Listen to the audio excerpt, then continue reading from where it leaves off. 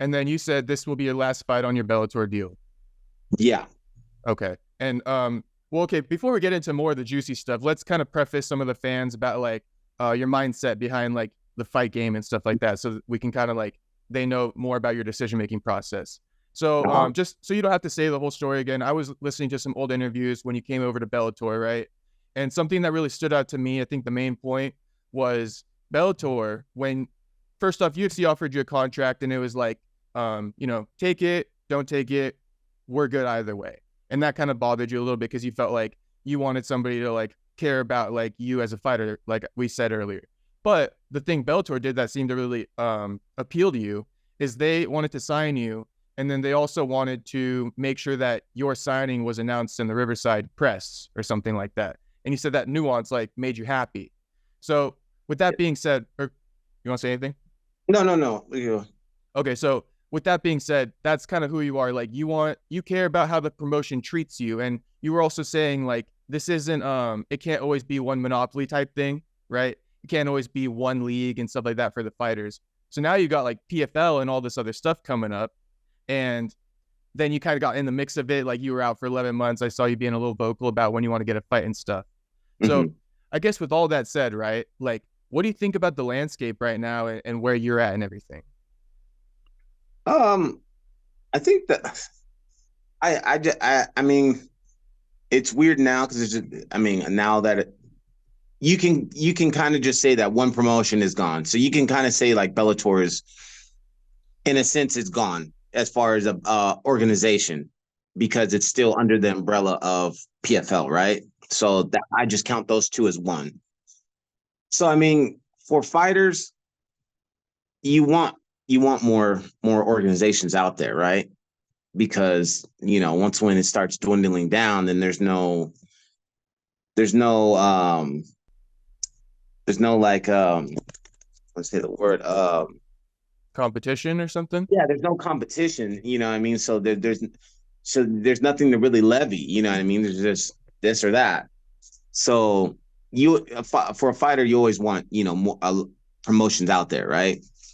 And it just goes on, it just you have to know your worth, right? And if you don't know your worth and you just kind of go with the flow, at the end of the day, it's a business, right? And the promotions at the end of the day don't technically care about you. You know what I mean?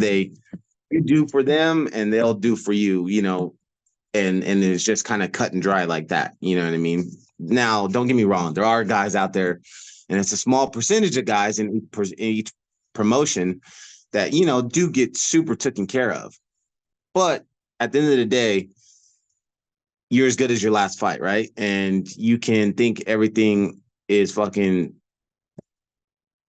sweet and good and all that, and you can turn around the next day and literally find out from Twitter that you're cut.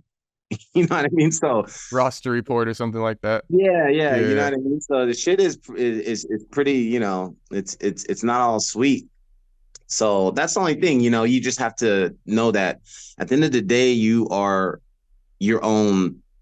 This is your business, right? I tell all the younger guys coming up, I'm like, you have to treat your whole career as this is your business. And however you run your business is however good that business is gonna do. You run it like shit and you don't care about it, then guess what? Your business is gonna fucking fail and that's what it is. You're not gonna make anything and you're gonna be sitting doing something else.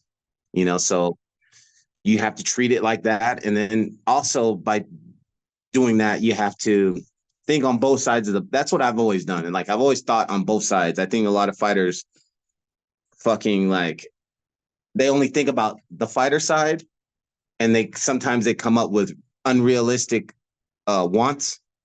You know what I mean? And the promotions are like, dude, what the fuck you know what I mean? Like you're asking for all this bullshit, but in order for me, I've always thought of it from both sides. Just so when I come with a number or something, it's a fair number.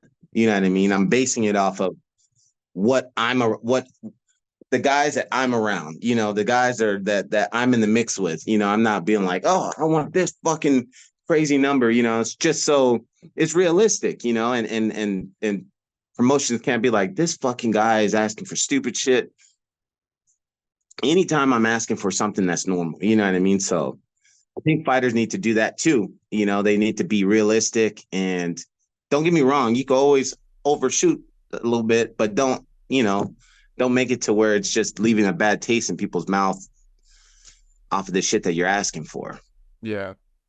Yeah. And like, I feel like kind of what you're saying, right? You look at your field pool of competition, and maybe some other fighters, just because they want to get that money, they'll try to draw crazy parallels. They'll be like, oh, I've been in the UFC for this amount of fights, like this guy who's been in there for a lot of fights, but this other guy's way more accomplished, but they want to get the same pay or something like that. Mm-hmm. So now that makes sense. You should get paid more so around that competition level you're at, kind of. That kind of makes sense to me, at least. Sure.